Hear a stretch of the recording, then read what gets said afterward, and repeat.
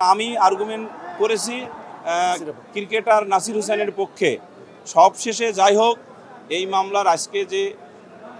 Judgement বা রায় ঘোষণার তারিখ নির্ধারিত ছিল, মাননীয় আদালত পূর্বোক্ত ডিসাইডেড তারিখে আজকে উভয় পক্ষের সাক্ষ্য পর্যালোচনা অন্তে উভয় আসামিকে বেকসুর খালাস দিয়েছেন এবং খালাস দেওয়ার সাথে যে কয়েকটি ফাইন্ডিংস উনি পড়ে শুনিয়েছেন তার মধ্যে উল্লেখযোগ্য হলো,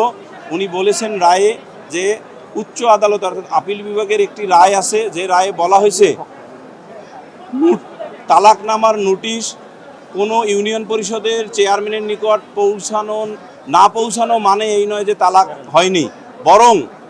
উচ্চ আদালতের সেই রায় অনুসারে ফাইন্ডিংসে উনি বলেছেন, মাননীয় আদালত বলেছেন যে হাজব্যান্ড ওয়াইফের মধ্যে তালাক হলে সেই তালাকে পর তারা আলাদা থাকে কিনা, তারা একত্রিত থাকে কিনা, তাদের আচরণ বা কন্ডাক্টটাই হলো মূল বিষয়। এখানে উনি এই রায়ের মানে উচ্চ আদালতের এই রায়ের বিশ্লেষণে এই মামলার সাক্ষ্য পর্যালোচনায় মাননীয় আদালত বলেছেন যে এই ক্রিকেটার নাসির হোসেনকে বিবাহর আগে 2016 সালে তামিমা সুলতানা তার আগের স্বামী রাকিব হোসেন, যিনি এই মামলার বাদী, তাকে তালাক দিয়ে সৌদি আরব গিয়েছেন 2016 সালে, আর 2021 সালে এসে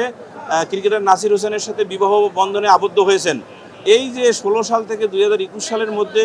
কতদিন তামিমা সুলতানা বাংলাদেশে এসেছেন বা এসেছিলেন, থেকেছিলেন, এই বিষয়টা বাদী কিংবা বাদীর মামলার যে তদন্তকারী কর্মকর্তা তার তদন্ত রিপোর্টে উল্লেখ করেননি। উপরন্তু আমি যখন জেরা করেছিলাম সেই জেরায়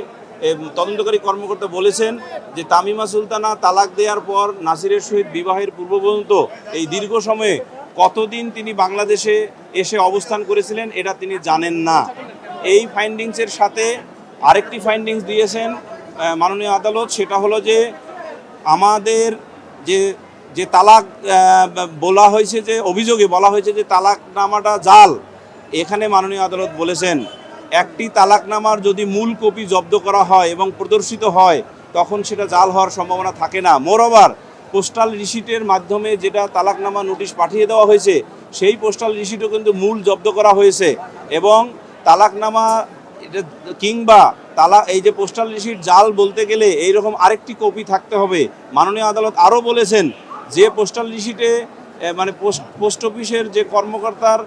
মানে ইস্যুয়েন্স মানে স্বাক্ষর আছে, সেই স্বাক্ষরটাও কিন্তু বাদীপক্ষ হতে জাল দাবি করা হয়নি, কিংবা তদন্তকারী কর্মকর্তা বলেনি এক্সপার্ট ওপিনিয়নের মাধ্যমে যে এই স্বাক্ষরটা জাল। ইহার ফলে মাননীয় আদালত এই সিদ্ধান্তে উপনীত হয়ে ফাইন্ডিংস দেন যে এই তালাকটা যথাযথভাবে তামিমা সুলতানা তার আগের হাজব্যান্ড অর্থাৎ রাকিব হোসেনকে দিয়ে তারপর ক্রিকেটার নাসির হোসেনের সাথে বিবাহ বন্ধনে আবদ্ধ হয়েছেন। ফলে এই দুটো মানে মোটা দাগে ফাইন্ডিংসের উপর মাননীয় আদালত তার রায় ঘোষণা করেছেন অপারেটিভ পার্ট হতে যে দুজন আসামি বেকসুর খালাস।